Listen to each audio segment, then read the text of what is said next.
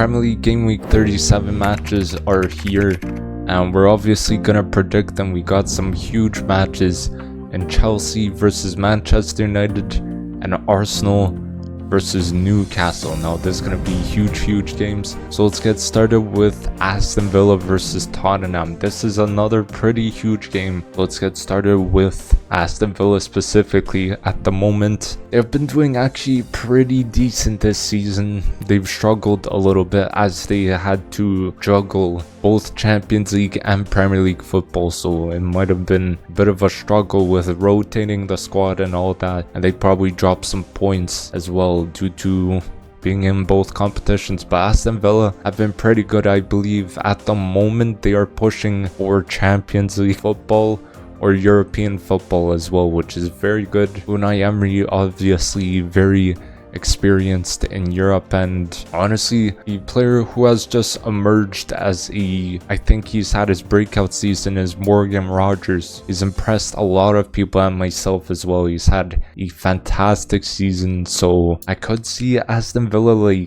finishing in a European spot, but they have to just do very well from now until the end of the season, as they only have one match after this one. Moving on to Tottenham now.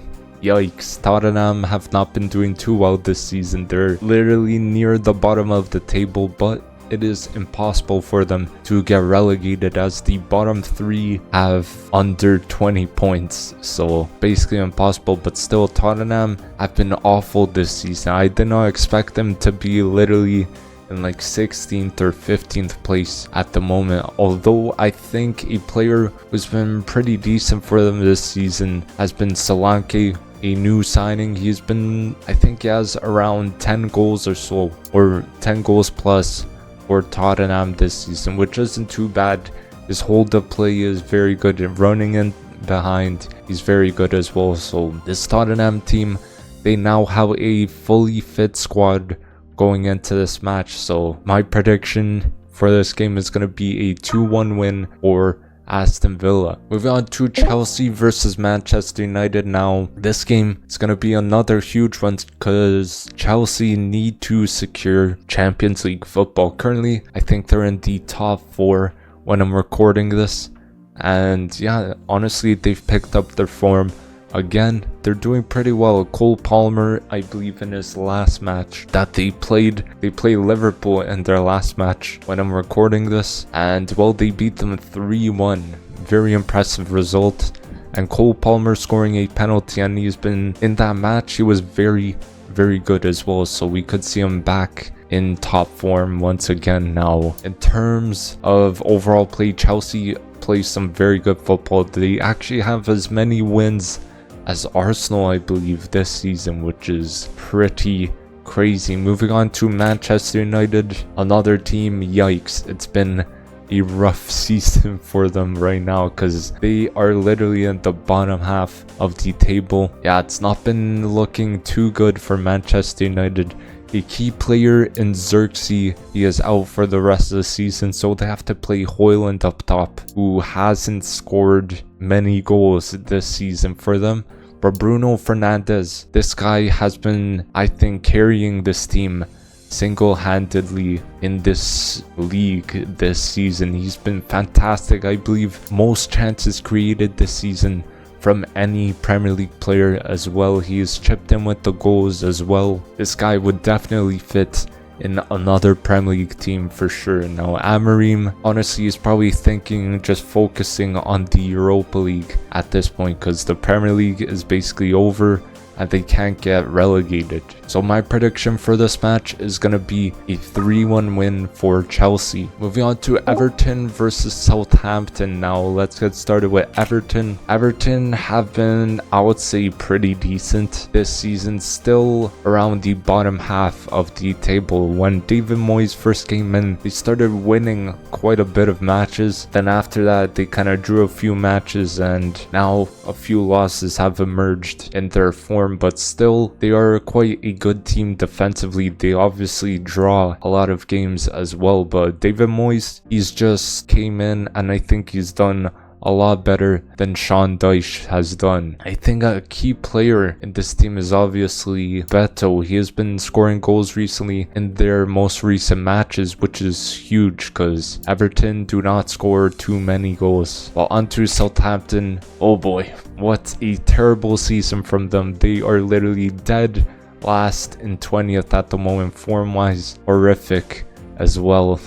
What can I say? Confirmed relegated as well, because I believe they have like 9 points at the moment at the bottom of the table. So like maybe one of the worst Premier League sides we have seen in the Premier League ever, possibly. Like, it's crazy to see a team like Southampton, who were pretty decent in previous seasons, but now they are unfortunately going down. Now my prediction for this game is going to be a 2-1 win for Everton.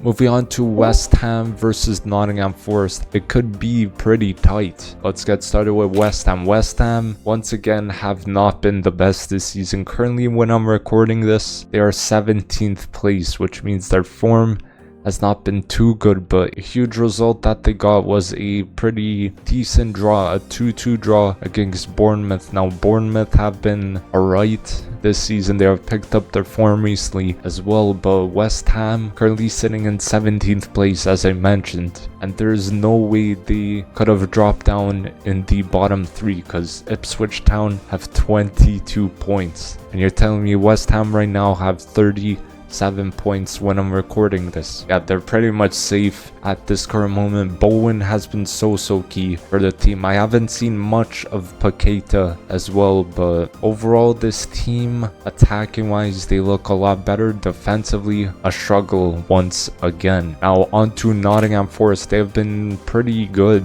this season, if we're being honest. Like, they were pushing Champions League football. They still are. They're in 6th place at this current moment, and like 2 points away from that top 5 or top 4, if you want to call it. But Chris Wood, 20 plus goals this season alone. What a fantastic player. Gibbs White has been very key in this team as well. He's been very good, and we gotta give credit to Espirito Santo for what he has done with Nottingham Forest. He took them from like bottom of the table all the way to like pushing for a European spot at the moment. My prediction for this match is gonna be a 3-1 win for Nottingham Forest. Moving on to Brentford versus Fulham now. This game is going to be, I think, one of the most underrated matches this week. Now, Brentford have been pretty good this season. They're actually up to 9th place when I'm recording this, which is crazy. They're pushing up the table slowly, and that's probably one of their highest finishes ever since they came into the Premier League from the Championship, and it's mainly due to Mbeumo being very key in the team, Wissa being very key. Like, so many players have been so important in the team, and their front 3 literally has 10 goals plus. All of them 10 goals plus, 10 goals assists. Unbelievable from them. But Thomas Frank has done fantastic with this team as well. Defensively, I think they're pretty good. They do kind of concede here and there, but they did beat Manchester United 4-1 in their last match. Unbelievable result. Onto Fulham, one of the most underrated teams in this competition,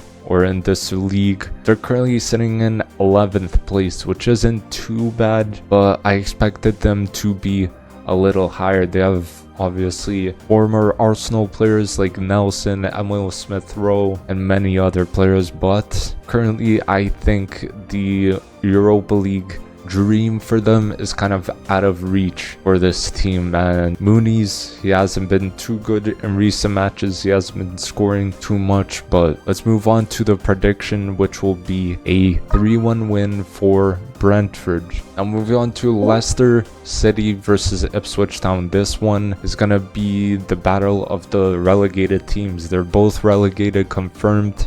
So let's get started with Leicester City. They've been pretty horrible this season, if we're being honest. Like, one of the worst teams in the league. Currently sitting in 19th place. The amount they have conceded is 76 goals at this current moment in 35 matches. That's crazy. Defensively, they have been awful. Attacking wise as well. Attacking wise, they've scored 29 goals. I thought when Ruud van Nistelrooy came into this team, he would help a lot more with the attacking or offensive side of the game, but it did not happen, and I don't know how he didn't get sacked yet, but they are confirmed down to the championship, which is unfortunate. Moving on to Ipswich Town. Now, I know a lot of people who are Ipswich supporters. Kind of sucks because they have been pretty decent this season. Just the football they play was pretty good, I would say, but the results are not there, and that's what matters the most in football, results. And Delap probably will make a move to another club this summer, in Chelsea, maybe Newcastle, maybe we will see Manchester United might be looking at him. And Omari Hutchinson, he's a very, very good talent. Ever since his Arsenal days, I've been kind of looking at how good he is. I remember seeing some clips of him from like U16, and this guy, just the technical ability of this guy, it's fantastic. But yeah, unfortunately, Ipswich Town are heading to the championship, and my prediction for this game is gonna be a 2-2 draw between the two. Moving on to Arsenal versus Newcastle. Now, this game is a pretty huge one in terms of the top four. Now, let's get started with Arsenal. Arsenal have been alright this season. They've kind of fell off from the title race. It's been probably 2 months ever since they fell off from like that title race due to a few losses here and there, but I think one of our most important players has been Partey and Declan Rice as well. Odegaard, do I have to talk about this guy? This guy has had not too good of a season as well. He was obviously injured early on, which was a huge miss around November time, I believe. And then we got the news that Saka was injured as well. And without Saka, Odegaard did struggle to create chances as well, but Marino has been pretty decent in terms of scoring goals as well. Second place again for Arsenal. It's looking like they could drop down if they do drop points to Newcastle, so hopefully we don't. Moving on to Newcastle, they have been fantastic this season. The amount of goals they scored, 66, like 20 goals from that has been scored by Isak. Back-to-back seasons for him, getting 20 plus goals. He is one of the top strikers in the world as well. Now, Gordon has been very important with his pace and his dribbling in that team, and Bruno Guimaraes is a very solid holding midfielder in this team. Tonali has been very good in that midfield. Joe Linton, just that 3 in the midfield. They have been fantastic for Newcastle, and honestly, it's fully deserved if they get a Champions League spot once again. Now, my prediction is going to be a 3-1 win for Newcastle. I think we're gonna lose. Now, moving on to the next match is going to be Brighton versus Liverpool. Now, this match might be a little bit of a write-off for Liverpool because they already won the title, so they probably don't care too much. But let's get started with Brighton. Brighton have been alright in terms of the overall season, currently sitting in 10th place, which isn't too bad. Unfortunately, out of the race for European football, but I gotta say, Joao Pedro has been a standout from all these teams, and I think possibly he could be leaving this summer. I don't know if he's going to Liverpool or another Premier League team, but I do see him leaving this summer. Now, in terms of recent results, we're looking at Brighton played Newcastle in their last game. I'm currently recording this on May 6th, so they played 2 days ago against Newcastle and they drew 1-1, which isn't a too bad result, so maybe they could get something out of this Liverpool game, but Liverpool still have the quality on the bench as well. So moving on to Liverpool, I mean, what do I gotta say? These guys have been fantastic this season. Their form has been fantastic as well. Apart from their last game when they played Chelsea, they lost 3-1, but they're probably a bit intoxicated after celebrating the win of the Premier League title. Liverpool have been fantastic this season, only 3 losses overall this season, 35 goals conceded, and the goals they have scored 81 goals in 35 matches. That attack is very, very dangerous, especially with Salah, who has been absolutely incredible. He's been breaking records in this team. Gravenberch has been a very solid midfielder. McAllister has been very solid, but we did get the news that Trent is going to be leaving Liverpool and he's going to be heading to Real Madrid. So let me know what you think about Trent going to Real Madrid. My prediction for this game is going to be a 2-1 win for Liverpool. Moving on to Crystal Palace versus Wolves. Now this game is going to be, I think, another pretty underrated game. They are around the mid-table or slightly below it, but still 2 very underrated teams who are picking up form recently. And let's get started with Crystal Palace. Crystal Palace have been very, very good in recent matches. Like, the form they have been on is great. I mean, what can I say? Eze has been scoring goals. He's been chipping in with those contributions. Mateta is in there scoring goals as well. This team's playing some very good football and they're getting the results as well. Currently in 12th place, so they can push up a little bit more, but European football for them is completely out of reach. Now onto Wolves. They have been not too bad this season. I believe last time I remember, Wolves were around 17th place, almost in the relegation zone, but they picked up their form massively and they have jumped up to like 13th place at the moment. Cunha has been a very key player for this team, getting 15 goals and I believe 6 assists this season. And the last game they played in Manchester City, and unfortunately it did not go well. They lost 1-0 to Man City, but I'm sure they played a very good match. Wolves have really stepped up. Just how they play, just the football they play is very good, and attacking wise it's quite entertaining to watch them. But my prediction for this game is gonna be a 2-1 win for Crystal Palace. Now moving on to Man City versus Bournemouth. This is the last and final game we have, and what can I say?